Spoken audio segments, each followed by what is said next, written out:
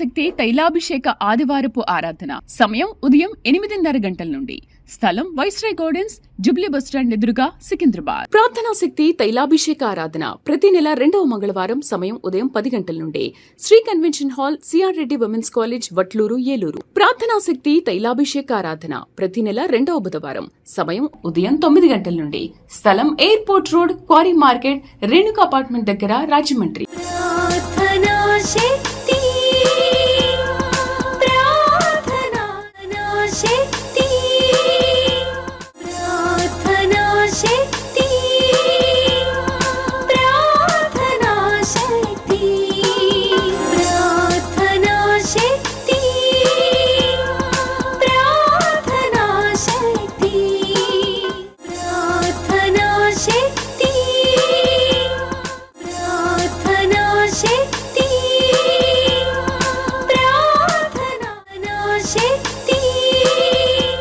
యేసయ్య నామములో మీకు వందనాలు తెలియపరుస్తూ ఉన్నాను. ప్రియులారా, ఈ దినము కొరకు దేవుడు సిద్ధపరిచిన వాగ్దానాన్ని మనం స్వాధీనపరచుకుందాం.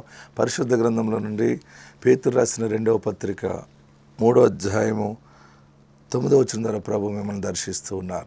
2 Peter chapter 3 verse 9.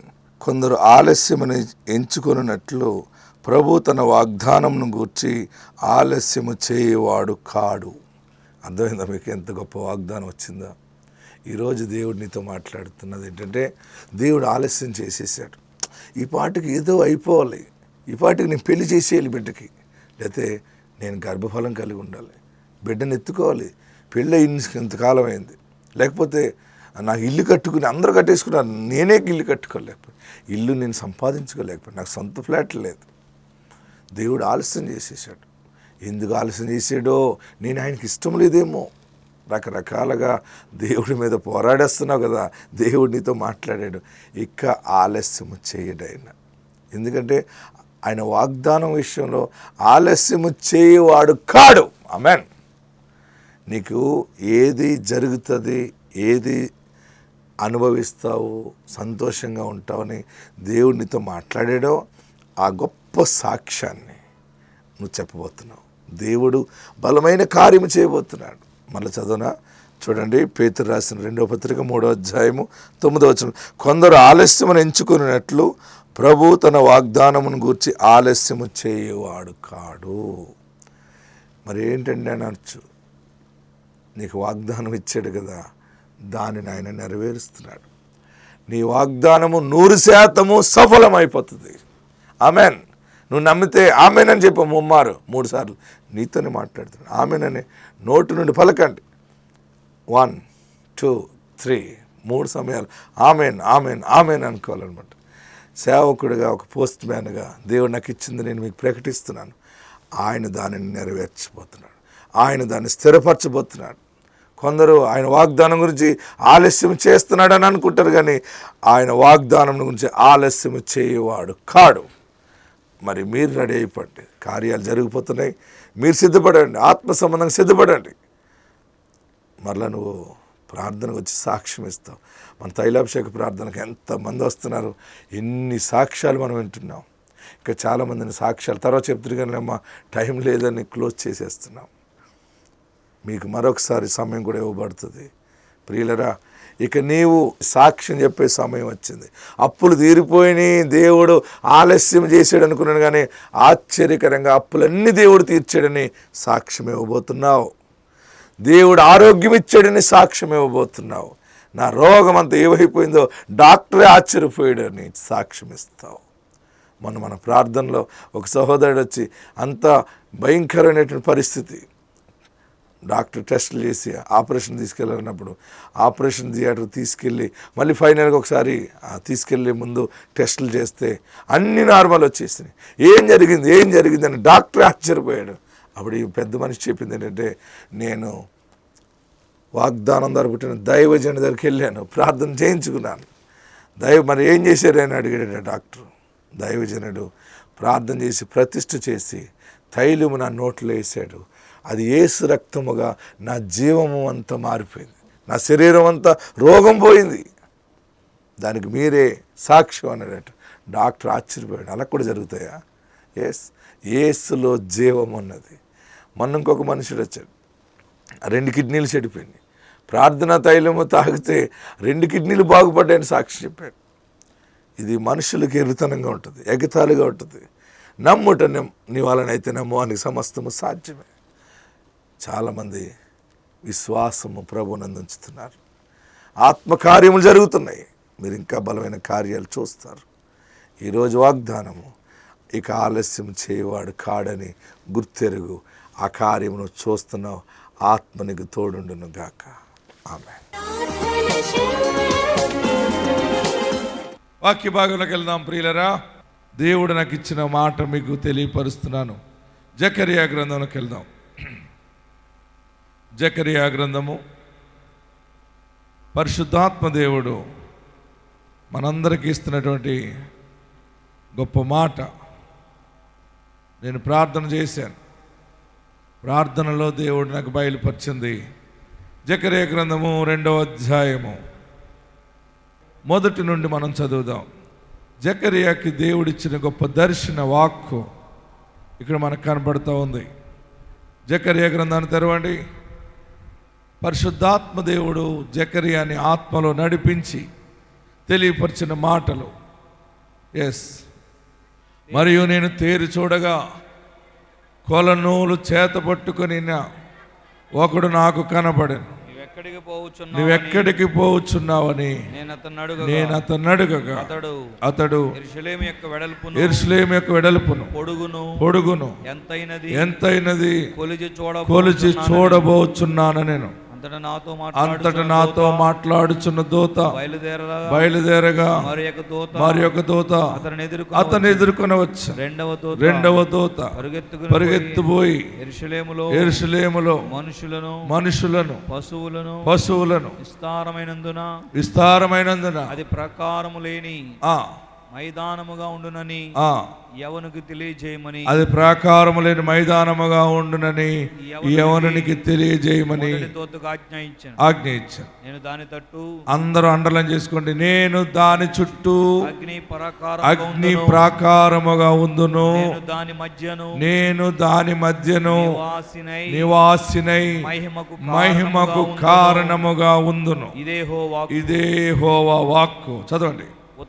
ఉత్తర దేశములో ఉన్న వారులారా తప్పించుకుని రండి. ఆకాశపు 4 వాయువులంతా విశాలముగా నేను మిమ్మను వ్యాపింపజేసి ఉన్నాను. ఇదే యెహోవా వాక్కు. ఆమేన్. గట్టిగా హల్లెలూయా చెప్పాలి. ఇంకా గట్టిగా హల్లెలూయా చెప్పాలి. జకరియాకి దేవుడిచ్చిన గొప్ప దర్శనం. ఆ దర్శనములో ఏమని కనబడుతుందంటే, మరియు నేను తేరి చూడగా కొలనూలు చేత పట్టుకుని ఒకడు నాకు కనబడెను. నువ్వెక్కడికి పోవచ్చున్నావు నేను అతన్ని అడుగగా అతడు యెరూషలేము యొక్క వెడల్పును పొడుగును ఎంతైనది కొలిచి చూడబోచున్నాను. నేను బబులోనుకి దేవుని బిడ్డలు శత్రువు చేతిలో ఉన్నప్పుడు, శత్రువు చేతిలో చిక్కుకుపోయిన తర్వాత వారికి శాంతి లేక నెమ్మది లేకుండా ఉన్నప్పుడు, ఆ కఠినమైన సమయంలో దేవుడు జకరియాతో మాట్లాడి ఆ బబులోను చెర నుండి నేను బయటికి వారిని రప్పిస్తాను. చూడండి, చెర నుండి రప్పిస్తానని చెప్పిన దేవుడు ఎంత పెద్ద మాట దర్శనం ఇచ్చాడంటే, మొదటగా దేవుని దూతలు వెళ్ళి యెరూషలేము పొడవు వెడల్పులు ఆ చుట్టూ ఉన్న ప్రాంతాన్ని కొలతలు వేస్తూ ఉన్నాయి దూతలు. ఈ నెల ప్రత్యేకమైనటువంటి మాటతో దేవుడు నడిపించబోతా ఉన్నాడు. ఈ దినము నుండి ప్రత్యేకమైన కృప మన పట్ల దేవుడు బయలుపరచబోతున్నాడు. ఏంటంటే, ఆశీర్వాదాలన్నీ కూడా, వాగ్దానాలన్నీ నెరవేర్పు పొందుకుని సాక్ష్యం ఇచ్చే సమయం ఆసన్నమైంది. అందుకనే కొలతలు వేయటానికి దేవుని దూతలు దిగి వచ్చి ఉన్నాయి. ఆమేనని చెప్పండి. కొలతలు పడుతున్నాయి. అక్కడ దర్శనములో జకర్యాకి దేవుడు బయలుపరిచినప్పుడు ఒక కొలత వేసేటువంటి కొలనూలు చేతబట్టుకుని కొలతలు వేసటానికి వచ్చిన దూత పొడవు వెడల్పు చూడండి, దాని పొడవు దాని వెడల్పు ఎంతైనది కొలిచి చూడమని ఆజ్ఞ పొంది వచ్చినది. ఆమేన్. శుభవార్త ఏంటంటే మొట్టమొదటి ఆశీర్వాదము, మీకు కొలతలు వేయటానికి దేవుని దూతలు ఈ నెలంతా పనిచేస్తాయి అన్నమాట. దేనికి కొలతలు? దేనికి కొలతలు అంటే నీ అప్పు ఎంత ఉందో కొలత వేస్తుంది దూత. ఆమేనరే. నీకు పిల్లలను అడుగుతున్నావు, ఇంతవరకు పెళ్ళయి పిల్లలు ఎంతకాలం అయింది పుట్టకుండా ఉన్నదో కొలత వేస్తాడు. నీకు మీ అత్తవారింటి దగ్గర ఆస్తి ఎంత రావాలి, ఎంత తక్కువ వచ్చింది, నీకు ఎంత అన్యాయం జరిగిందో వెడల్పు కొలత వేస్తుంది. నీ ఇల్లు ఎంత ఉందో, నీ పిల్లలకి ఎన్ని ఇల్లు కావాలో, ఎన్ని గదులు ఉండాలో, నీవు ఎంత గొప్ప రాజకుమార్తెగా ఉండాలో, దానికి కావలసిన ఆశీర్వాదాలు ఎన్ని ఉండాలో చెప్పండి, గట్టిగా చెప్పాలి. కొలతలు లేకుండా దీవెనలు వచ్చినాయి అనుకోండి, ఎన్ని ఉన్నాయో ఎన్ని లేవో తెలియదు. ఈ నెల శుభవార్త మీ అందరికీ. ఒక ప్రవక్తగా నన్ను పంపించి మీతో మాట్లాడుతున్నాడు దేవుడు. మీ శ్రమను, మీ దరిద్రతను దేవుడు కొలత వేయమని ప్రత్యేకమైన ఒక డిపార్ట్మెంట్కి దేవుడు చెప్పాడు. ఆ డిపార్ట్మెంటే దేవుని దూత నీ ఇంటికి వస్తుంది, నీ బిడ్డ దగ్గరికి వస్తుంది. నీకు ఎంత కాలము నుండి అన్యాయం జరుగుతుందో, ఎంత కాలము నుండి ఏడుస్తున్నావో, నా ఏడుపు చూసావా దేవా, నా దుఃఖము చూస్తున్నావా, నా బాధ నీ వినలేదా బాబు అని ఏడ్చావు కదా, నీ మొర దేవుడు ఆలకించాడు. దేవుడు నీ మొర ఆలకించాడు. చెరలోనున్న నిన్ను, బాధల్లో బంధకాల్లో ఉన్న నిన్ను ఆయన బయటికి తీసుకొచ్చి మరలా నిన్ను స్థిరపరచడానికి కొలతలతో ప్రారంభించాడు. ఆమేన్. చెరలో ఉన్నటువంటి బబులోను చెరలో ఉన్నటువంటి ఇశ్రాయేలీల కొరకు దేవుడు జకర్యాకి బయలుపరుస్తున్నాడు. చదవండి, ఇప్పుడు మీకు క్లియర్గా అర్థమవుతుంది. ఎస్, జకర్యా 2వ అధ్యాయం. మరియు నేను తేరి చూడగా కొలనూలు చేత పట్టుకుని ఒకడు నాకు కనపడాడు. నీవెక్కడికి పోతున్నావు? హలో, టే పట్టుకుని ఎక్కడ పోతున్నావు? కర్రట్టుకుని, కొలత కర్రట్టుకుని ఎక్కడ పోతున్నావు అని అడిగాను. యెరూషలేము యొక్క వెడల్పు. ఆయన అన్నాడంట, కొలత కొలిసేవాడు అతను వచ్చి ఏమన్నాడు? యెరూషలేము యొక్క వెడల్పును, యెరూషలేము యొక్క వెడల్పును పొడుగును ఎంతైనది, పొడుగు ఎంత అయినది, వెడల్పు ఎంత అయినది కొలిచి చూడబోచున్నాను నేను. ఆమేన్. గట్టిగా హల్లెలూయా చెప్పాలి, ఇంకా గట్టిగా హల్లెలూయా చెప్పాలి. భయపడకండి, యేసయ్య మీకు తోడున్నాడు. మీ దుఃఖాన్ని ఎవడో చూడలేదేమో. భార్య ఏడిస్తే ఒక్కో భర్త అసలు పట్టించుకోడు, అలా ఏడుస్తుందిలే అనుకుంటాడు. కానీ ఆ చిన్న హృదయం ఎంత కుమిలిపోతుందని పిల్లలు కూడా ఆలోచించరు. పిల్లలు కూడా, కొంతమంది పిల్లలు రాక్షసుల్లాగా ఉంటారు. ప్రియులరా, యవనస్తులారా, యవన బిడ్డలారా, మీ తల్లిదండ్రులు ఆవేదన మీరు గ్రహిస్తూ ఉండాలి. ఒక కుమారుడు వల్ల తల్లి ఏడుస్తూ ఉంటుంది, ఒక కుమార్తె వల్ల తల్లి తండ్రి ఏడుస్తూనే ఉంటుంటారు. ఆ తల్లిదండ్రులకి ఎవరికి చెప్పుకోలేక ఆకాశమందున్న దేవునికి మొరపెట్టుకుంటారు. మీ అందరికీ శుభవార్త, కొలతలో వేయమని దేవుడు ఆజ్ఞాపించాడు. ఈ కృపా సమయంలో ఆత్మ మూలముగా దీన్ని మీరు తీసుకోండి. పొడుగు ఎంత, వెడల్పు ఎంత, కొలత వేయటానికి వచ్చింది. ఎందుకంటే మరలా తిరిగి నిర్మించటానికి అసలైన యజమానుడు దిగి వస్తున్నాడు. అన్ని సమకూర్చి నీ అప్పులు పాలైన నీ బ్రతుకు నుండి దేవుడు పైకి లేవనెత్తుతాడు. ఎంతో తలబాదుకుని ఏడ్చావు కదా, ఇక నువ్వు ఏడవలసింది లేదు. నీ ఏడుపు, నీ బాధ, నీ కష్టము అంతా కొలత వేయబడి దేవుని సముఖానికి వెళ్ళబోతా ఉంది. బలమైన ఆశీర్వాదాన్ని మీరు చూడబోతా ఉన్నారు. రెండవ కొలత ఎలాగంటే, నేను దాని చుట్టూ అగ్ని చూడండి. రెండవ కొలత ఏంటంటే 3వ వచనం, అంతటా నాతో మాట్లాడుచున్న దూత బయలుదేరగా మరి ఒక దూత అతనికి ఎదుర్కొని వచ్చాను. రెండవ దూత పరిగెత్తిపోయి రెండవ దూత పరిగెత్తుకుపోయి యెరూషలేములో మనుషులను, చూడండి, యెరూషలేములో మనుషులను పశువులను విస్తారమైనందున అది ప్రాకారము లేని మైదానముగా ఉండునని యెహోవానికి తెలియజేయమని. రెండవ దూత కొలత ఏంటంటే యెరూషలేములోని మనుషులను పశువులను విస్తారమైనందున, మనుషులు పశువులు విస్తారమైనందున అక్కడ ప్రాకారము లేదని ఆ దూత చెప్తా ఉంది. ఆమేన్.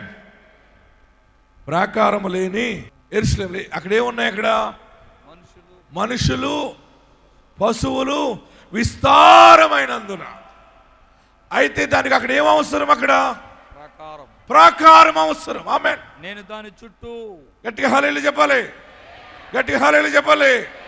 మొదటి దూత పొడవు వెడల్పులు కొలత, రెండవ దూత కొలతలో ప్రాకారము లేదని వచ్చింది.